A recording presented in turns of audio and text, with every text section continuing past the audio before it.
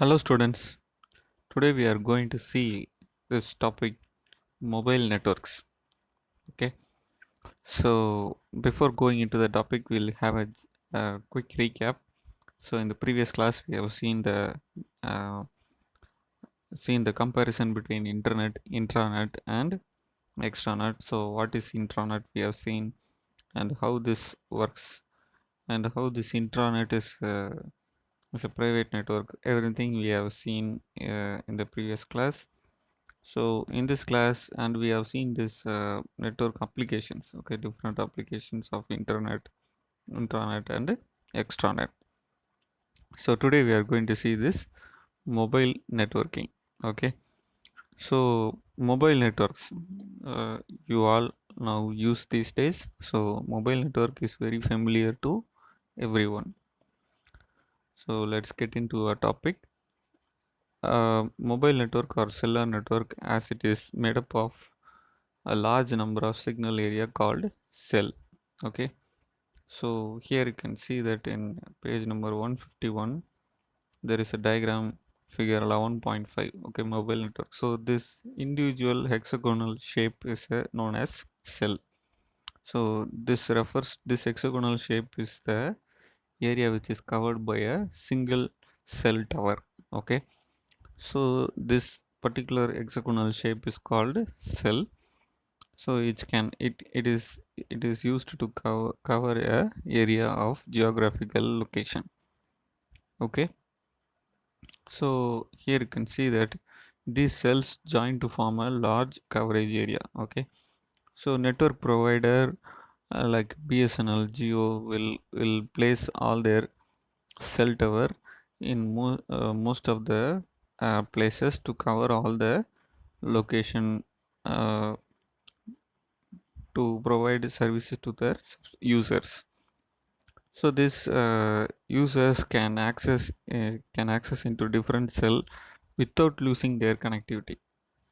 So which within each cell there is a device which is known as base station, which sends and receives mobile signal. So a mobile device will connect to the nearest or least base station. So here you can see that when you are moving from one part of the place to another part of the place, your cell network will change. Say for example, I am moving from Gudvanjari to Jangalpot. Then you can see that I'll be moving from Gudvanjari, Malaimaganagar, and Jangalpot. Okay, so there will be different types of base station. So here base station is the cell tower. Okay, base station or cell tower. Okay, both are the same. So this I will be moving from one base station to another base station, even I'm in a call or I'm in a voice call. The connectivity will be there, but my base station will change. Okay, so this is what it is explained here. So this base station are connected to a digital exchange where communication is sent to other telephones. So this base station tower will send and receive signals, radio frequency signal, so that this telephone and cell phone tower mobile will talk to each other. Okay, so uh, when the communication is sent to other telephones or data network, so by using this digital exchange, you can see that all the information is being transmitted.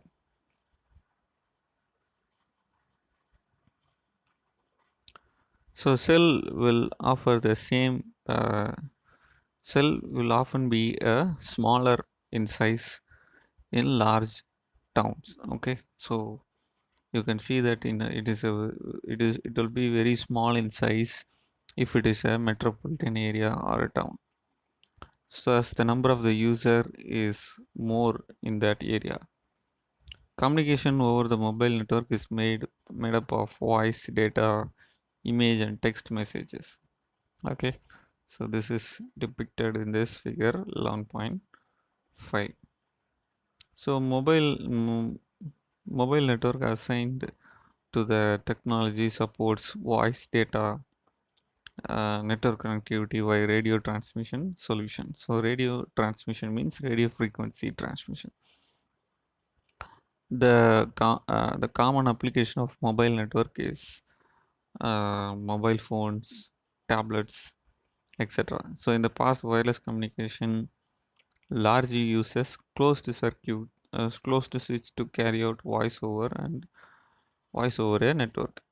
But now currently both data and voice are being transmitted over uh, both circuit and switch network and packet switching network. So these are all the different types of network.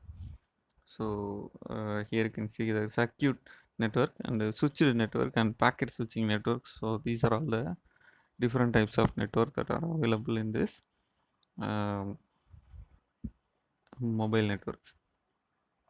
And you can see that in olden days only voice message is being transmitted, but now you can see that uh, voice and data has been transmitted in the same frequencies. Okay, so now we'll move on to this generations of computer. So mobile networks, okay, the different generations of mobile networks are there. So first generation, it is 1G, which was introduced in 1981. NMT, okay, so this means we'll see this in a small moment of time. Okay, um, and the second generation 2G, which is 1991. So the technology which is used here is GSM, and second to third generation bridge. Okay, so that is 2.5G, so which is introduced in the year 2000. The technology which is used is GPRS. The third generation is 3G. Uh, so the technology used is UK3G. 4G, which is introduced in the year 2007, and 5G.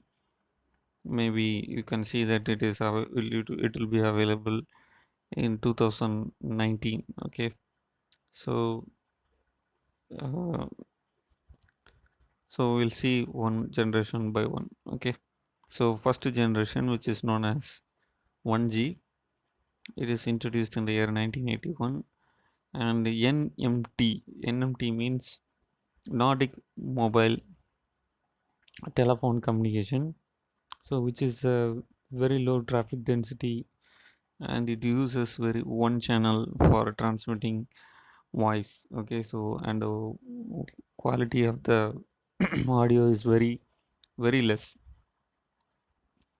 and you can see that it does not transmit the voice or any type of data encrypted. Okay, so that anyone who is using the same network will able to hear or tap on the phone line. Okay, so this is a great disadvantage in 1G. Next is 2G. Okay, 2G means second generation, which uses GSM technology. Okay, GSM means global system for mobile communication. So it is the most popular standard for second generation uh, mobile computer, and it uses 900 megahertz to 1800 megahertz. Okay, so every user will be provided with a subscriber identity module, which is known as SIM. Okay, so and you can see that it is used to identify the user and for billing purpose, and you can see that it uses a technology which is known as TDMA, which means time division multiple access, and CDMA means code division multiple access. So single user will be given a timestamp where data can be transmitted to the base station with a particular time period. Okay, so CDMA means a code or a set of frequency will be given to each SIM user. So in that particular code or in that particular frequency, they can able to transmit data.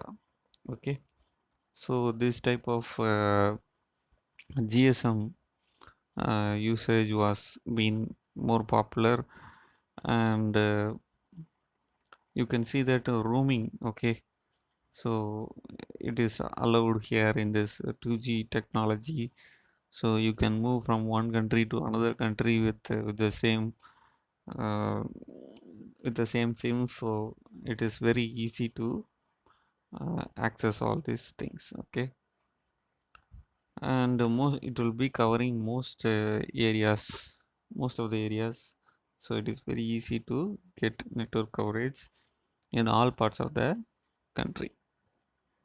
Next is second to third generation bridge, which is known as 2.5, which introduced a technology which is known as GPRS. So GPRS means general packet radio service, which is also known as general purpose radio service. So this enhanced the 2G to 2.5G. It is in between this 2G and 3G. Okay, so that's why it's known as 2.5G. And the data rate. Okay, the GPRS is a data service which enables mobile devices to send and receive message, and even picture message and email. So, and you can see that the data transmission rate is 115 kilobits per second, and later it was maximized up to uh, 384 kilobits per second. And they evolved to another technology which is known as EDGE. Okay, Edge, which is known as enhanced data rate for global evaluation. So this has reached even more data rate transmission. Okay, so next is 3G.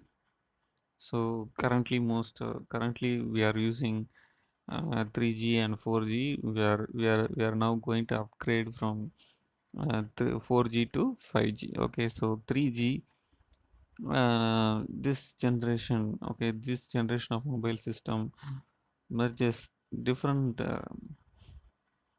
different mobile technology standards, and uses high frequency band for transmission and code division multiplexes to deliver data rate up to 2 Mbps per second. Okay, so you can see that by using 3G we can transmit up to 2 Mbps of data, and you can see that it uses a technology which is known as UMTS, Universal Mobile Telecommunication System. Okay, and it is also having a separate SIM authentication process, just like in all the other generations. And you can see that it evolves to another technology which is known as WCDMA, which means that wide band code division multiplexes, and it increases even more data transmission from 2 Mbps to even more 2048 kilobits per second. So few 3G suppliers use ATM. ATM means asynchronous transfer mode. So you can see that connection is not necessary for asynchronous transfer mode. So whenever the connection is enabled, then the data will be transmitted. Okay, so this is known as asynchronous transfer mode. So like this, you can see that there are so many advantages here, and you can see that it uses 1900 to 2200 megahertz. So you can see that it is even more powerful than the older technology, and it can cover large area. Okay, so next is 4G. 4G was introduced in the year 2007, So at the first it was in the research state, but now we can see that most of the mobiles uses this 4G technology. You can see that it provides mobile IPv6 advantages is being provided to it, and you can see that it overcomes most all of the technologies like GPRS, UMTS, wideband CDMA, and Edge. These kinds of technology is overcome by using this 4G technology, and it has a version which is known as 3 point sorry 802.11 WLAN. WLAN means wireless local area network. So, and even you can see that it provides 2 Mbps to 10 to 100 Mbps of data rate, which is the most highest in all the other generation technologies. Okay, and and here you can see that it has a different fixed infrastructure uh, that will require enhanced intelligence for self configuration and ad hoc network. Okay, ad hoc network means, so it is separated from other network. It will be having a separate security system, and it is different from other generation networks. So it is also using different kinds of routing techniques for you can see that if you are having a shortest distance, then it will take the packets or the data will take the shortest distance to reach the destination even more faster. Next is 5G. So 5G, which is known as the technology which is used here is LTE or WiMAX technology. So this is a new technology which has been in the research stage, and it is most successful has successfully implemented in most of the other countries, but in India it is in the research state, but uh, it will be implemented uh, soon. Okay, so here you can see that it has 5G technology which is LTE or WiMAX, and you can see that it has very high data rate, reduced reduced latency means delay, energy saving, cost reduction, high system capacity, and massive device connectivity. Okay, so in a single base station itself you can connect so many numbers of users. So, and you can see that it would be uh, it is it is submitted for international telecommunication union for certification, and you can see that it has a data rate speed of 2 gigabits per second. So in the previous one you can see that 2 Mbps to 10 to 100 Mbps, but here you can see that 20 gigabits per second. Okay, which is way too big compared to other technologies. Okay, and you can see that it uses voice over IP. Okay, so voice over IP means a mobile IP will be provided to every user, so you can just transmit uh, the voice signal over an IP. Okay, so previously you can see that only data is being transmitted over IP, but this technology 5G technology will provide voice over IP technology, which is even more better than the older uh, technologies. Okay, so by using this 5G, you can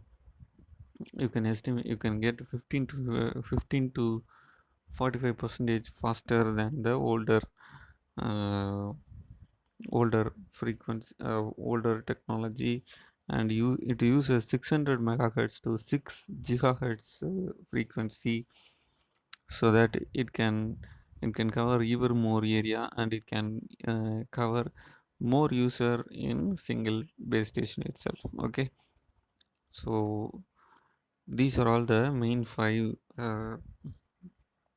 five generations of computer which we use till now. Okay, so with this we'll finish the class today. We'll see this uh, wireless LAN. Okay, WLAN 802.11, which is a which is a Wi-Fi technology that we use in our mobile hotspot devices, and it is very easy to configure, and it is also easy to be sharing the network.